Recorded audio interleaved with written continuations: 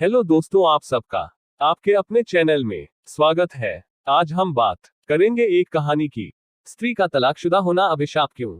आहूजा परिवार की लाडली बेटी रावी की शादी सिंह परिवार के दोनों परिवार बहुत ही सभ्य और बेटे विनीत से हो रही है। विनम्र है। आज मेहंदी और लेडीज संगीत का कार्यक्रम है। मिसेस आहूजा सभी मेहमानों का गर्मजोशी और खुशी से स्वागत कर रही है। तभी वहां पर कामिनी जी आती हैं और आते ही मिसेज आहूजा से कहती है, क्या मिसेस आहूजा आपने अपनी बेटी के लिए लड़का पसंद भी कर लिया और हमको बताया भी नहीं? कौन है और कैसा है, सब ठीक से पता कर लिया है ना?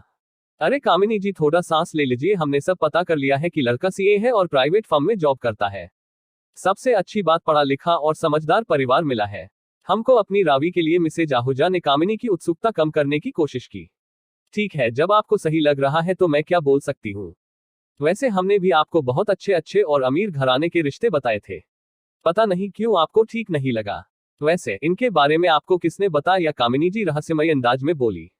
मिसेज आहूजा दूर खड़ी एक लड़की की तरफ इशारा करते हुए बताती है कि उसका नाम तपस्या है और वो एक इवेंट ऑर्गेनाइजर है, साथ ही उसका मैट्रिमोनियल भी है रिश्ता प्यार का। उस लड़की को देखते ही कामिनी जी शॉक हो जाती है और मिसेज आहूजा से कहती है, कमाल करती है आप मिसेज आहूजा।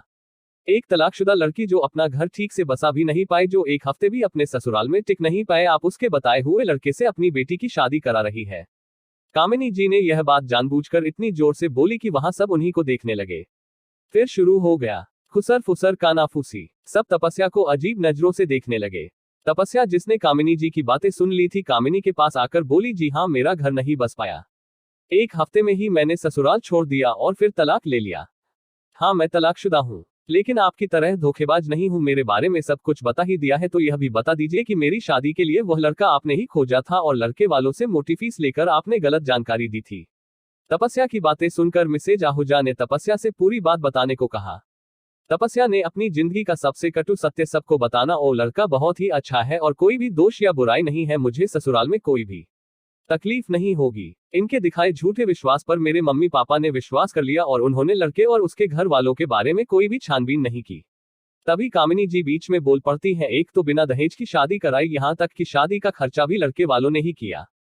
और क्या चाहिए आजकल लड़की वालों को। अच्छा मैं चलती हूँ, मुझे कुछ काम याद आ गया। अरे अभी कहाँ आप चली, जब आपने तपस्या पर सबके सामने इल्जाम लगा ही दिया है तो हमको भी पता चले कि आप सच्ची है या। तपस्या मिसेज आहूजा ने कामिनी जी का हाथ पकड़कर वही बैठा दिया।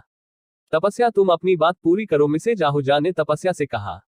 शादी के एक हफ्ते तक कभी रस्मों के नाम पर या शुभ मुहूर्त का बहाना बनाकर मेरे ससुराल वाले मुझे मेरे पति गौरव से दूर ही रख रहे थे, या यूं कहें कि वह खुद मुझसे दूर रह रहा था। और भी न जाने कितने दिनों तक यह सब चलता अगर मैंने उस रात को अपनी सास और नंद की बातें न सुन ली होती। दोनों ही गौरव को समझा रही थी कि एक बार तपस्या के कमरे में चले जाओ, कब तक हम बहाना बनाते रहेंगे। तुम्हें अपने खानदान की इज्जत का ख्याल भी है, लोगों को अगर पता चल गया तो हम सबकी इज्जत खराब हो जाएगी। अगर आपने अपनी जान देने की कसम न दी होती तो मैं यह शादी कभी नहीं करता। आप लोगों की मुसीबत है, आप समझो। आपको अपने खानदान की इज्जत बचाने के लिए एक बहू चाहिए थी, वह आ गई है और अब आप मुझे नहीं रोक सकती, गौरव अपनी माँ और बहन से कह रहा था। तभी मुझे वहां देखकर सब चौंक जाते हैं। मेरे बहुत जोर देने पर और पुलिस की धमकी देने पर उन्होंने मुझे जो सच बताया उसे सुनकर मेरे दिमाग की नसें फटने लगी। वह गौरव गे था। कामिनी जी की उस परिवार से बहुत गहरी दोस्ती थी। सोसाइटी में उनकी शाख बनाए रखने के लिए कामिनी जी ने ही उन्हें यह सुझाव दिया था कि गौरव की शादी कर दें। इसके बदले में बहुत मोटी रकम ली थी। गौरव का सच जानने के बाद उन लोगों ने बहुत कोशिश की कि मैं घर छोड़कर न जाऊं और न ही उनका यह सच किसी को बताऊं। इसके लिए मुझे पैसों का लालच दिया गया, डराया धमकाया भी गया। तलाक मिलने तक न जाने कितने मानसिक तनाव से गुजरी। अपने आप को फिर से समेटकर अपनी राह खुद बनाने उठ खड़ी हुई। लेकिन कामिनी जैसे लोग जिन्हें सच्चाई पता होते हुए भी लड़की को ही कटघरे में खड़ा करने में बहुत मजा आता है। बड़े घर की एक शोपीस बहू बनकर वहां घुट घुट कर जीने से अच्छा मैंने तलाकशुदा होना मंजूर किया तो मैंने गलत क्या किया। तपस्या की आपबीती सुनकर सभी कामिनी जी को गुस्से से देखती है। मिसेज आहूजा कामिनी जी से कहती है, कामिनी जी आप अपनी सफाई में कुछ कहना चाहें तो कह सकती हैं, लेकिन सच ही बोलिएगा। कामिनी जी वहां से चुपचाप चले जाने में ही अपना भला समझती है और सिर झुकाकर चली जाती है। मिसेज आहूजा तपस्या के सिर पर हाथ रखते हुए प्यार से कहती है, बहुत हिम्मत वाली हो, सही किया तुमने।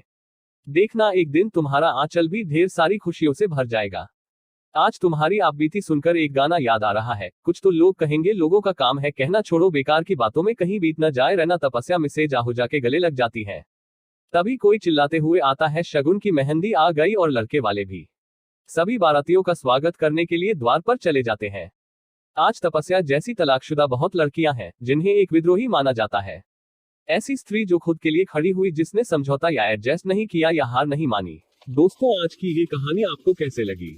अच्छी लगी है तो चैनल को सब्सक्राइब करना, वीडियो को लाइक और शेयर करना और कमेंट करके जरूर बताना।